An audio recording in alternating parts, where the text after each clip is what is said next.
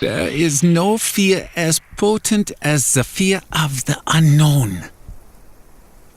No monstrous visage discovered yet has been as terrifying as the infinite potential for horror which exists before the mask is removed.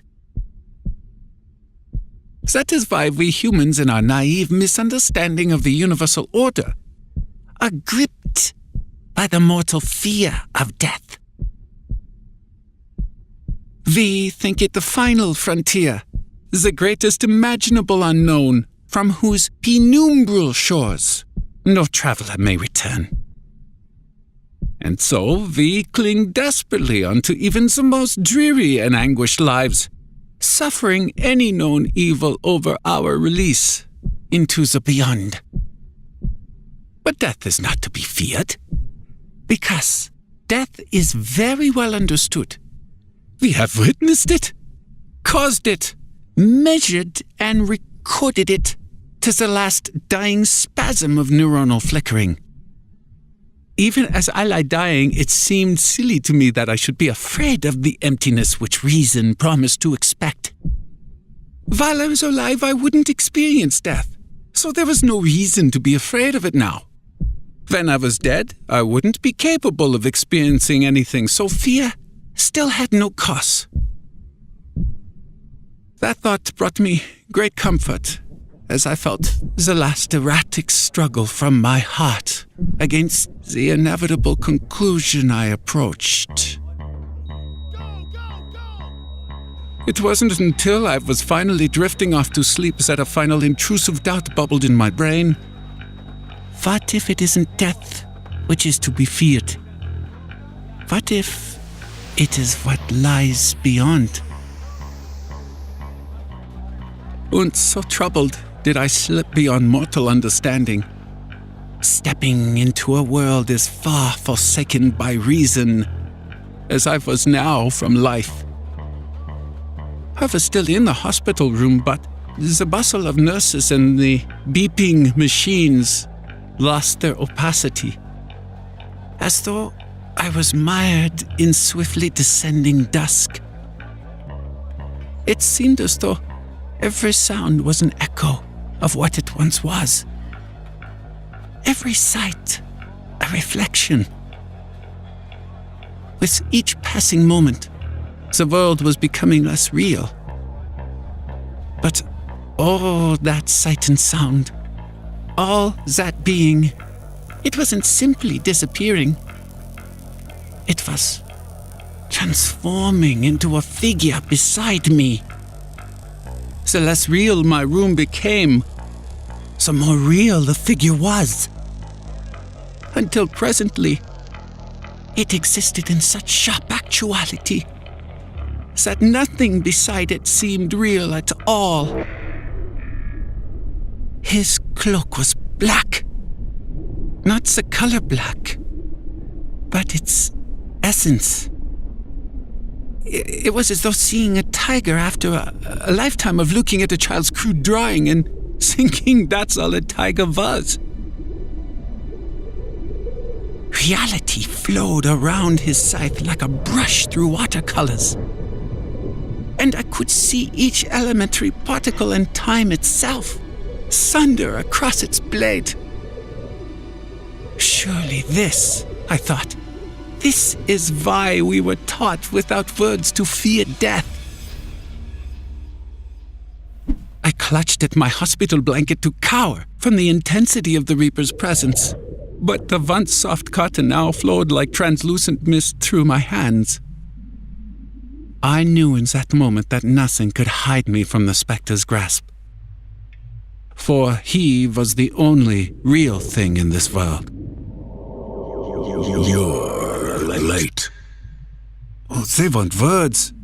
My head ached from the strain of this knowledge as my lateness was burned into my awareness, imparted like an inescapable law of physics as unequivocal as gravity.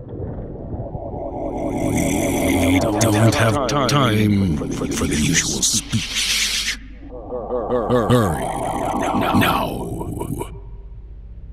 I felt myself swept up around him like dirt in a hurricane.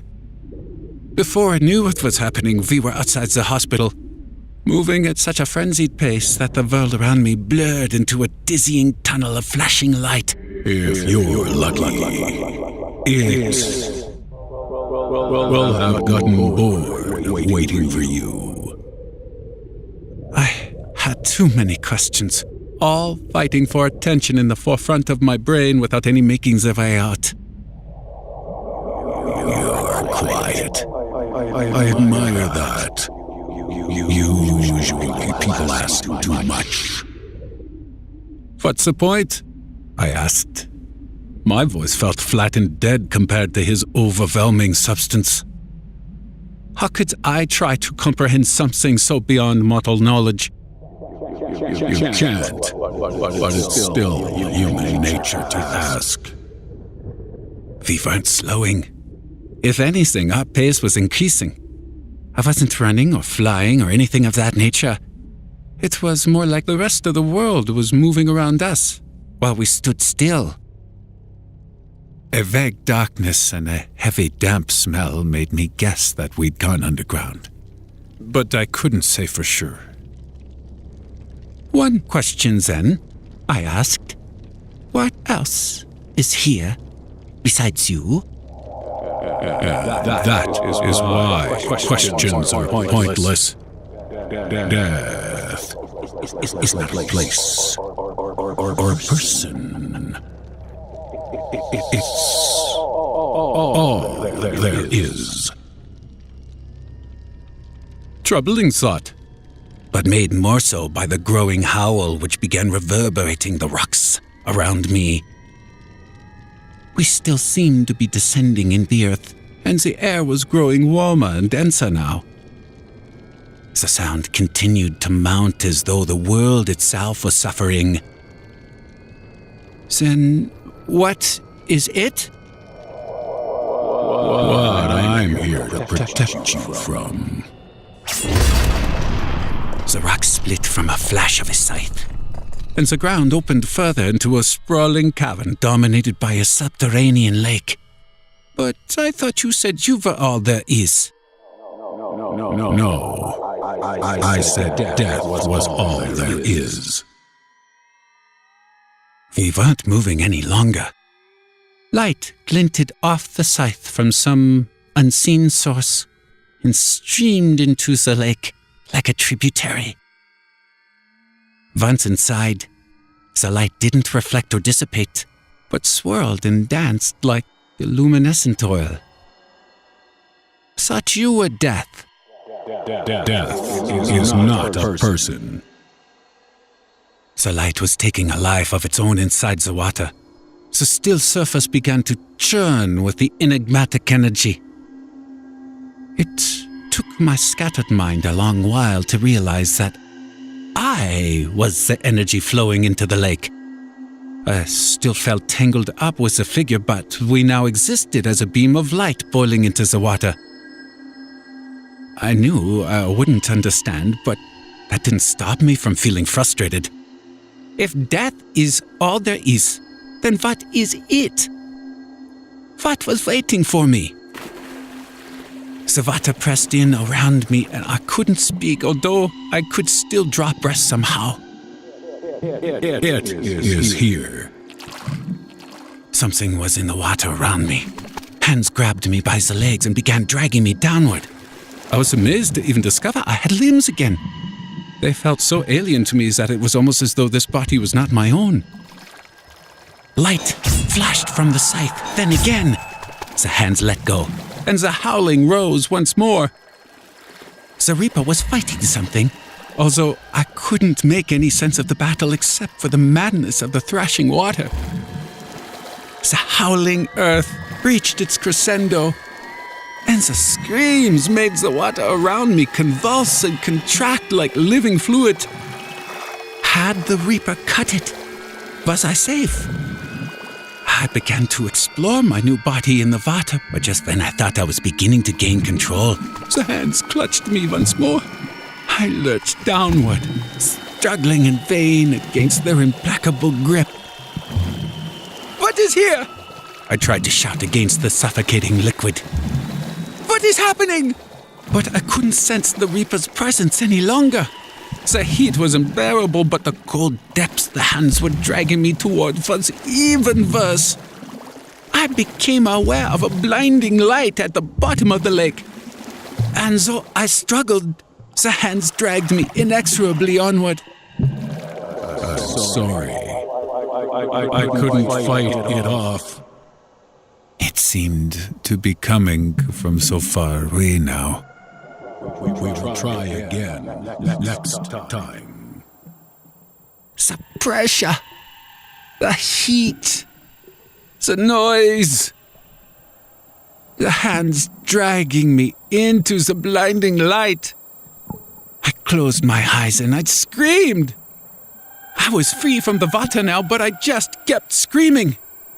I couldn't bear to look at it. Whatever had stolen me. Whatever was death but wasn't. Whatever even the Reaper could not defeat. Then words spoke. Real human words from a real human mouth. My senses so distraught that I couldn't make sense of them. But I'm guessing they were something like, congratulations? He's a healthy baby boy. Most people can't remember the day they die or the day they were born. I happen to remember both. And I know that they are the same.